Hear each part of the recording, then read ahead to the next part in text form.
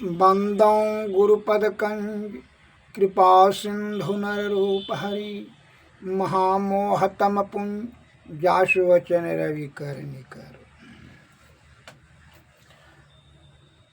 भक्तगणों को तथा धर्म अनुरागियों को मेरा हार्दिक नमन। सर्वप्रथम सवेरे पहले ईश्वर की स्तुति करना परम कर्तव्य है सभी धर्म अनुरागियों का। अतः ईश्वर का स्तुति करें। सुने।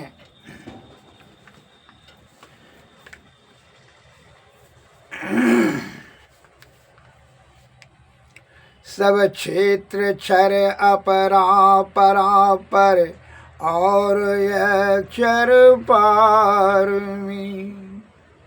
निर्गुण सगुण के पार में सतय सतहु के पार में। सब क्षेत्र क्षर अपरा परा पर और अक्षर पार में। सब नाम रूप के पार में मन बुद्धि बच के पार में। गौ गुण विषय पंच पार में गति भांति के हूँ पार में। सुरत निरत के पार में सब द्वैतन पार में। आहत अनाहत पार में सारे परपंचन पार में। सब क्षेत्र क्षर अपरा परा पर और अक्षर पार में। सापेक्षता के पार में त्रिपुटी कुटी के पार में। सब कर्म काल के पार में सारे अंजालन पार में। अद्वय अनामय अमलयति अधैता गुण पार में। सत्ता स्वरूपय पार सर्वाधार में तू पार में। सब क्षेत्र क्षर अपरा परा पर और अक्षर पार में। निर्गुण सगुण के पार में सत सतहु के पार में। पुण्योम सोम के पार में अरु सजिदानंदन पार में। है अनंत व्यापक व्याप जो पुनि व्याप व्यापक पार में। है हिरण्य गर्भ खर्व जो सो जो है संतन पार में। सर्वेश है अखिलेश है विश्वेश है सब पार में। सत शब्द धर कर चल मिलन आवन सारे पार में। सद्गुरु करुण कर थर ठहर धर्म ही जावै पार में। सब क्षेत्र क्षर अपरा परा पर और अक्षर पार में।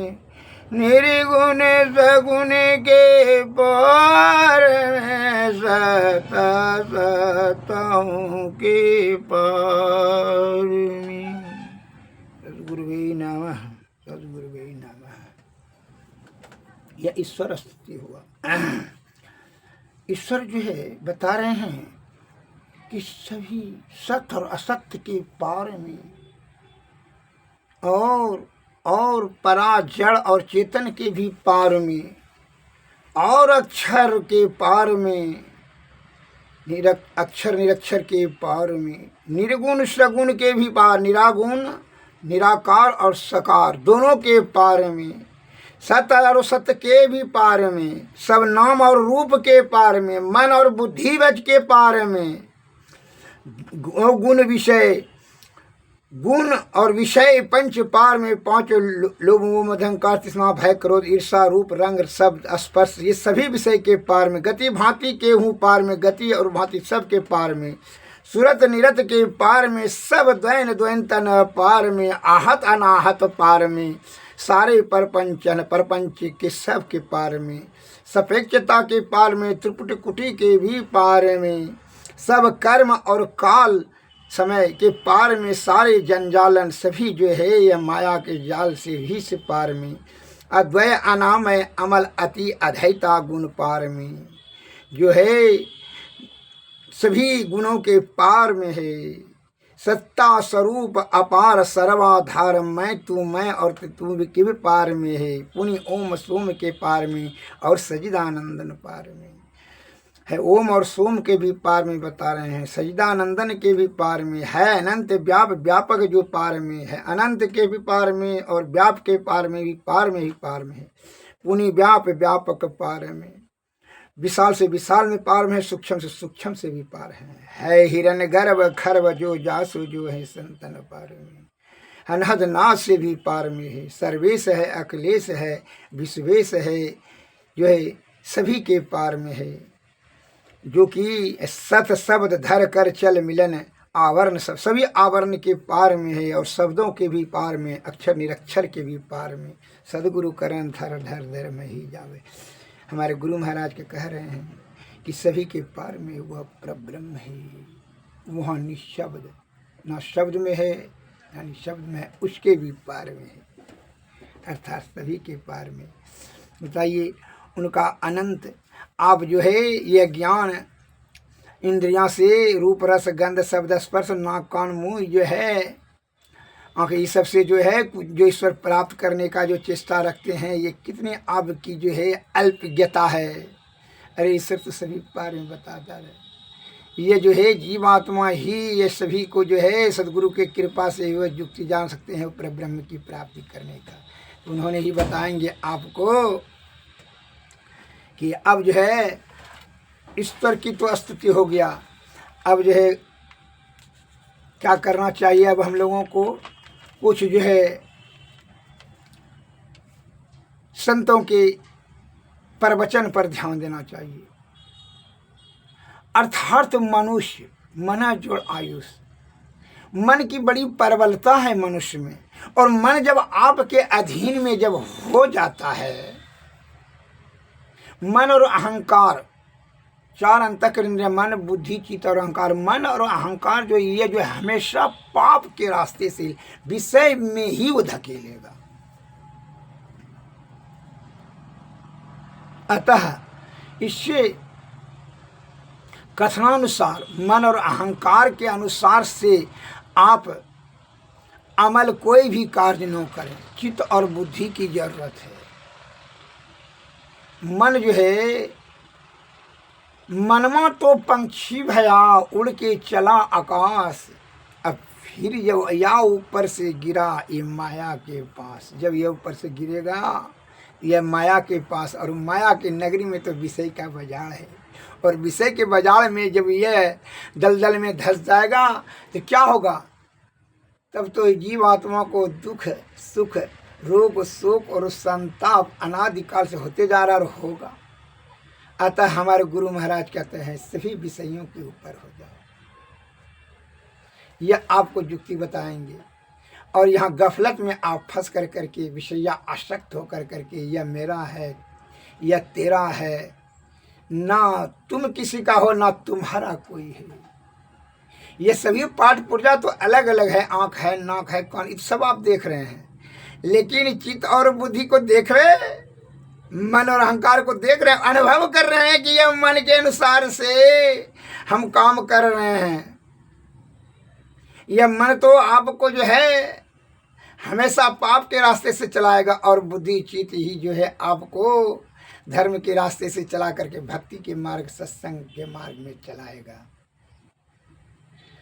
लेकिन होता क्या है कि यह मन और अहंकार से आयुक्त होकर करके ज्ञान इंद्रियां से कार्य जो लेने लगते हैं, यह विषय रूपी दलदल में फंस ही जाता है। मैं एक लघु कथा बताना चाहता हूँ, जरा सुन लिया जाए। एक आदमखोर बाघ उसको कहता है जो कि गांव में घुस कर करके मनुष्य को भक्षण करता है, खा लेता है। गाय भैंस का बच्चा, गाय भैंस या आदमी जो उसका वो खा लेगा, उसी को आदमखोर। बड़ा जो है गांव में उत्पाद में, गांव वाला जाल बिछा कर करके उसको जंगले में जाल सेटिंग कर दिया था। उस जाल में बगवा फंस गया। अब तो वो कितनों भी निकलने का कोशिश करे तो वो उलझते जाए जाल में। क्या उसके पास उतना तो बुद्धि ज्ञान है नहीं कि वह एक जाल से निकल जाए। वो जितना कोशिश करते जाए वो पूरी तरीक़ा से फंस गया। अब तो जो है 2-4-8 दिन हो गया, वो बेचारा जो है 8 दिन से जो है बड़ी भीषण वेदना में था, भीषण दुख में, जाल में। अब तो वह प्राण उसका भूख से भी जो है वह बेचैन हो गया था और मृत्यु का तो भय था ही कि अब तो आदमी सब आएगा हमको मार ही जगह, मारते मारते मारे। एवं प्रकार से वह जितना भी कोशिश किया सभी विफल हो गया। संजोगात की बात है, एक बनिया जो है अपने घोड़ा पर कलाई लाद कर कर करके बाजार जा रहा था बेचने के लिए, वही जंगल के रास्ते से शॉर्टकट। तो बनिया को देखने पर जो है बाघ ने बड़ा रोते हुए दया की जो है भीख मांगने लगा और बड़ा विनय और अनुनय विनय पूर्वक मीठे शब्दों में क्या कहा, हे श्रीमान, बाघ ने कहा, हे श्रीमान पाथिक, आप जो है धन कमाने के लिए ललायित हैं। हमारे पास बहुत धन है, सोना चांदी है, जो कि हमने बहुत मनुष्य का मांस का भक्षण किए हैं, इसलिए जो सोना चांदी जो पहना था वह जेवर हम सब रखे हैं एक जगह सोना चांदी का, अतः आपको हम दे देंगे। अतः कृपा कर करके आप हम रोज जो है इस जाल से मुक्त कीजिए, जाल हमको खोल दीजिए। तो उसने कहा कि हम तुम्हारे पर कैसे विश्वास करें, तुम तो जो है नरभक्षी हो, तुमको खोलेंगे, तुम मार देगा। कहा हम क्रिया खाते हैं, जो है प्रतिज्ञा करते हैं, हम वचन देते हैं कि हमको नरक में जो है वास होगा अगर यदि आपको किसी प्रकार का कोई हानि देंगे। हम अपना प्रतिज्ञा करके बताएं वो सब जेवर आपको दे देंगे, आपको किसी प्रकार का कोई हानि नहीं करें। नाना प्रकार का हुआ जो है ना शब्द का जाल बुन कर करके पाखंडी और जो है चतुर्सियाना लोग, बड़ी चापलूसबाज होता है, बड़ा मीठी मीठी वचन कर करके आपके जो है इज्जत और धन और प्राण को हरण कर लेगा। इस बात को सदैव ध्यान में रखिए कि जो दूसरे को हानि पहुंचा रहा है उसकी प्रवृत्ति तो नीचे है, वो पाप की करने की प्रवृत्ति उसके विचार हो गया है, दूसरे को नरभक्षी करता है। जो दूसरे को खा करके वो जेवर जमा किया है, जिसको सोच लेना चाहिए। लेकिन उसके जो है रुंदनपूर्ण शब्द का और मीठे शब्दों को सुन कर करके बड़ी कलपते हुए रोते हुए शब्द जो कहा, तो वह हृदय उसका द्रवित हो गया। होशियार होने के बाद भी वो बनिया ने क्या किया, उसको जो है उसके जाल को बड़ा मेहनत से उसको छुड़ा दिया। अब जैसे छुटा तो बाघ ने कहता है कि भाई हम तो 10 दिन का भूखा हैं, अब तुमको बताओ कि तुमको खाएंगे कि तुम लोग घोड़वा को खाएं,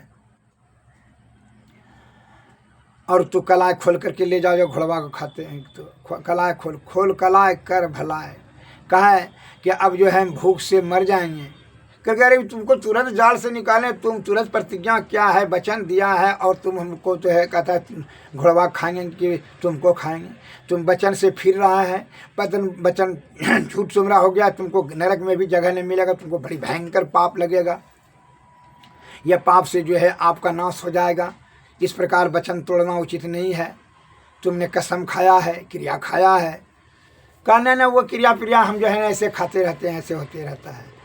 जो है हमरा तो भक्षण करना, मांस भक्षण करना तो हमारा प्रकृति के भगवान ने हमको ऑर्डर दिया है, पावर दिया है कि नहीं नहीं जरूरी है। जीवो जीवस्य भक्त भोजनम, जो है हमको तो भगवान ने मांस खाने के लिए बनाया है, तो हम नहीं मांसाहारी जीव हैं तो मांस नहीं खाएंगे, इसमें पाप का कौन बात है। क्योंकि नहीं ठहरो, इस बात का जो फैसला होगा। जो है बंदर को कहा है भैया फैसला करो, तो बंदर तो भाग गया। कौवा को कहा तो कौवा तो भाग गया डर से। अब बाघ के डर से कौन फंसे, जो वो सब तो भाग गया भाई। अब तो बड़ा मुश्किल है। अब आशा देख बनिया तो कहा कि अब तो आज जो है हमारा प्राण ही संकट में है भीषण, यह उपकार कर भला तो हो बुरा। ये तो बड़ा आश्चर्य हुआ, ये तो उल्टा हो गया। हम इसका भला किए तो भला होगा, लेकिन ये तो हम जो है ना कैसा पापी आदमी का जो है ना हमने मदद किया। आता है जिसका प्रवृत्ति नीचा हो, दुष्ट प्रकृति का हो, जो दूसरे को सदैव हानि पहुंचाता हो, नशा और मांस का भक्षण करता हो, झूठ चोरी नशा हिंसा और बेविचारी में रत उनका दिमाग हो, जिसकी प्रवृत्ति नीचे हो, उसके शब्दों पर अमल कभी दापी नहीं करना चाहिए अक्लमंदों को, अन्यथा बुरी तरीका से उसका प्राण संकट में फंस जाएगा। अया विषया आसक्त होकर करके अनेक दुख रूपी दलदल में धंस जाएगा, जैसा कि बनिया का हो रहा था। बनिया बड़ा अंतर भाव से प्रार्थना किया, ईश्वर है भगवान अब आप ही मालिक हैं, बचाइए कैसो। भगवान जो है बड़ा द्रवित हो गया कि नहीं भाई उपकार करना, भला करे तो भला ही होना चाहिए। तो भगवान ने जो है द्रवित होकर के को वहाँ जो है संयोग से एक गिरवा आ रहा था। गिरवा तो दूर से जा रहा था भगवान को देख करके। तो ये किसान ने बड़ा आरजू विनती करके भाई इधर आइए आइए, क्योंकि क्या बात है बोले ना दूर से। तो करके देखिए भाई फैसला किए, यह किस कसम खाया, प्रतिज्ञा क्या किया कि जो है ना हम नरक में वास करेंगे, हम उपकार करते हैं, आप उपकार कर दिए, हमको जाल से छुड़ा दीजिए। तो जो है ये तो जाल में फंस गया था, क्योंकि ये छोटा मोटा जाल में इससे कैसे फंस सकता, हमको नहीं विश्वास है। अच्छा इसको जाल में कहिए कैसे फंसाता, हमको बताइए तो, दिखाइए तो, हम नहीं मानेंगे। तुम तो बनिया तो लुच्चा आदमी है, बनिया तो झूठ बोलता है, हम तुम्हारे पर विश्वास नहीं करेंगे। तो बाघ ने कहा नहीं सही बात, क्योंकि नहीं वो नहीं ये ऐसे बोलता है, नहीं हम नहीं विश्वास करेंगे। हम विश्वास से करेंगे जब आप दिखाइए तो कैसे फंसा था, जाल में घुसे तो जाल में घुसा। कल जो है ठीक है, तो कैसे फंसा था, ऐसे फंस गया था, ठीक है। तो बनिया कहा कि ठीक है आप जो है ना बढ़िया से फंसा दिया, हाँ फंस गया, कल अब नहीं निकल सकता है। बाघ के लिए निकले, कल नहीं, कल अच्छा ठीक है तो और जो है गिरा दे दीजिए। बनिया कहा गिरा दीजिए, तो गिरा दिलवा दिया। कहा ठीक है, बनिया को कहा गिरवा। तो बड़ा चतुर था, जो छल कपटी है वो छल कपटी का बुद्धि जानता है, चोर जानता है चोर का खिस्सा। ये बात सदैव ध्यान रखिए। और जो स्वच्छ और पवित्र हृदय वाला है वह स्वच्छ और पवित्रता का परख रखता है। तो वह पूरी तरीक़ा से जाल में उलझ गया और इसको कहा कि बनिया गिरा दे दीजिए, गिरा दे दिया। कहा कि जो है ना जल्दी तुम जो इसको जो पच की लियाल के मारो इसको धरपटान। तुमको इतना नॉलेज नहीं है कि मदद किसका करना चाहिए। जो उसका प्रवृत्ति नीचा है वो पापी जो है प्राणी है, जो पाप कार्य में रत है, जिसका आदत हो गया है पाप कार्य करने का। जब दूसरे का मांस भक्षण करता है क्या तुम्हारा नहीं करेगा? इस पर कैसे विश्वास तो किया? अज्ञानी कहीं का, उनको ज्ञान नहीं है, व्यवहारिक नॉलेज नहीं है। जो इसको जो है ना दिया 10-20 पचकिलिया बाहरे से फेंक कर दिया पचकिलिया। कहा कि जो है अब जाओ, इसको हड्डी टूट गया, जाओ भागो। तो बनिया को कहा जल्दी भागो तू। इसलिए उपकार किस स्थिति में कैसा करना चाहिए विचार विमर्श करके आत्मज्ञान से सूझबूझ के साथ डिसीजन लीजिए। अन्यथा जो है ना अब नशेड़ी को आप न सौंपने के लिए पैसा दे दीजिए, लुच्चा आलसी को जो है आप उसको मदद कीजिए, विषय भोगी को आप मदद कीजिए। उसमें अपना कीमती समय नष्ट करने की क्या जरूरत है? ये समय बड़ा अनमोल है। अतः ऐसा करने वाला का प्राण संकट में हो जाता है। इसलिए शुद्ध चित्त आत्मा से सत्संग भजन और सदगुरु के जो है शरण में उनके चरणों का सेवा करें। अब ये कहानी से ज्ञात होता है कि सूझबूझ के साथ में ही अगर दया का प्रयोग करना चाहिए, अन्यथा वही दया आपका जो है ना घातक हो जाएगा।